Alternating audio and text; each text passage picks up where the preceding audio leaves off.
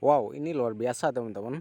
15.400.000 total tagihan di aplikasi Uangmi, dan ini ada yang belum jatuh temponya. Dan ini total tagihan yang jatuh tempo aja sudah 15.400.000, apalagi ada yang mau nyusul telat berikutnya. Nah, ini yang gue pegang di salah satu tagihan teman subscriberku ya. Udah keterlambatan 31 hari di aplikasi pinjol Uangmi. Nah, jadi apa ceritanya sehingga bisa mendapatkan limit sebesar ini? Nah, jadi teman subscriberku ini sudah bertahun-tahun merawat aplikasi pinjol ini dari limit yang terkecil, teman-teman.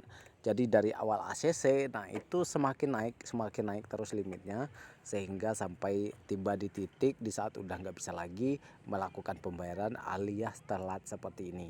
Nah, apa sih resikonya? Tentunya teman-teman juga bertanya ya, terutama yang mempunyai problem sama seperti ini, yang juga mengalami keterlambatan lama di aplikasi pinjol Uangmi ini. Asal teman-teman tahu, Uangmi ini adalah salah satu pinjol lawas ya yang masih eksis sampai saat ini. Dari pertama kali gua tahu pinjol dari tahun 2018 sampai saat ini, aplikasi Uangmi ini masih eksis, bahkan semakin besar. Bahkan ada sekarang yang namanya Uangmi Paylater. Nah, ini kalau dulu cuman fokus di peminjaman ya. Ini untuk saat ini ada yang namanya aplikasi Uangmi Paylater. Nah, ini udah hampir sama kayak Kredivo aja, teman-teman. Nah, jadi apa sih yang terjadi jika kita sudah telat selama itu ya? Tiba-tiba mendapatkan pesan lagi dari DC Uangmi ini. Saya Gusti dari aplikasi Uangmi, konfirmasi perihal tagihan Bapak sudah 31 hari terlambat nih. Total tagihan 15.403.000. Saya bantu nih untuk keringanan pembayarannya. Bayar pokok saja, denda bunga saya bantu hapuskan. Nah, buat teman-teman yang juga telat lama, pasti nanti bakalan mendapatkan penawaran seperti ini ya, karena biasanya dari satu nasabah ke nasabah lain bakalan mendapatkan perlakuan yang sama seperti ini. Di sini gue langsung tanya ya, berapa Pak kalau bayar pokok katanya?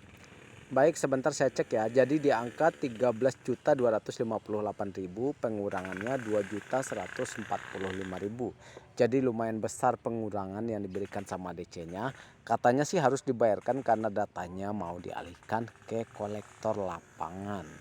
Nah, mungkin kolektor lapangan ini yang bakalan menjadi momok buat kalian ya, terutama yang belum bisa membayar pinjol ya, atau walaupun kalian mencicil, itu jika udah saatnya data kalian bakalan berpindah itu nggak ada ngaruhnya ya, walaupun kalian cicil sekalipun. Katanya sih saya aktifkan sekarang untuk diskon keringanannya Pak, bisa langsung dibayarkan sekarang katanya. Jadi DC-nya itu menawarkan diskon keringanan asalkan kita langsung membayar saat ini juga, teman-teman. Di sini gue langsung balas ya, belum ada Pak sebanyak itu. Ini saya udah dalam posisi gali lubang tutup lubang Pak sebelumnya. Kalau udah ada kan biasanya saya bayar terus, gue bilang. Untuk sekarang memang ada berapa Pak? Sama sekali belum ada Pak. Ini di desak aplikasi lain juga belum bisa bayar. Nah, jadi kalian tinggal bilang kenapa alasan kalian kenapa belum bisa membayar. Jadi bilang aja apa kendala kalian yang ada saat ini. Ya terus terang aja sama DC-nya kayak gitu. Seperti yang gue bilang saat ini. Coba diusahakan dulu carikan dana talangannya, soalnya ini tagihan lumayan besar juga. Dikhawatirkan data teralih ke kolektor lapangan. Tentunya teman-teman bertanya ya, berapa lama data kita Bang dialihkan ke kolektor lapangan. Nah, untuk saat ini tidak ada waktu yang persis ya, karena setiap daerah, setiap nasabah itu jangkauannya berbeda-beda, teman-teman. Ada yang 1-2 bulan udah datang, ada yang hitungan hari udah datang, ada yang bertahun-tahun baru datang, teman-teman. Jadi random aja kayak gitu, jadi nggak bisa dipastikan juga, dan ini nggak bisa jadi patokan juga. Walaupun sebulan belum datang atau kalian masih merasa aman, itu belum jadi patokan juga, karena biasanya tergantung dari wilayah dan jangkauan dari debt collector itu sendiri. Nah, di sini gue langsung balas kepada DC-nya, itu 15 juta udah total semua tagihannya Pak. Apa ada yang mau telat lagi, gue bilang. Masih ada yang belum jatuh tempo katanya, teman-teman. Jadi kalian bisa bayangkan ya berapa besar limit yang didapatkan sama teman subscriberku ini di aplikasi pinjol Uangmi akibat dari gali lubang tutup lubang, teman-teman. Jadi pinjol itu sama kayak kita menanam bunga ya.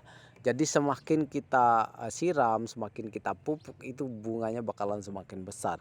Begitu juga dengan limit-limit aplikasi ini. Walaupun awal-awal kalian bakalan dikasih limit kecil, lama kelamaan dibayar terus nanti pasti bakalan bekak seperti ini, teman-teman. Kalau bayar sama kolektor lapangan Bapak nggak ada keringanan sama sekali katanya. Waduh, kapan dialihkan ya Pak ke kolektor lapangan katanya. Ya nggak nentu Pak, karena kan atasan saya nanti yang buat laporannya.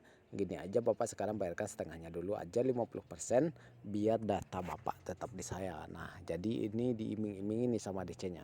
Kalau kita bayar separuh dari total tagihan, datanya tetap di dia. Katanya sih seperti itu, alias nggak jadi dialihkan ke kolektor lapangan. Nah jadi gimana nih dengan pinjol kalian guys? Apakah sudah telat selama ini? Coba langsung komen di bawah ya. Aplikasi Uangmi ini untuk update terbarunya sudah terdaftar di OJK dan sudah masuk dalam slik OJK-nya ya. Terutama untuk yang Uangmi Paylater. Asal teman-teman tahu juga yang namanya aplikasi, semua aplikasi Paylater itu saat ini sudah masuk dalam slik OJK. Nah itu dulu yang bisa aku bahas di video kali ini. Semoga video singkat ini bisa menjadi referensi juga untuk kalian yang mempunyai masalah di aplikasi ini. Terima kasih dan sampai jumpa.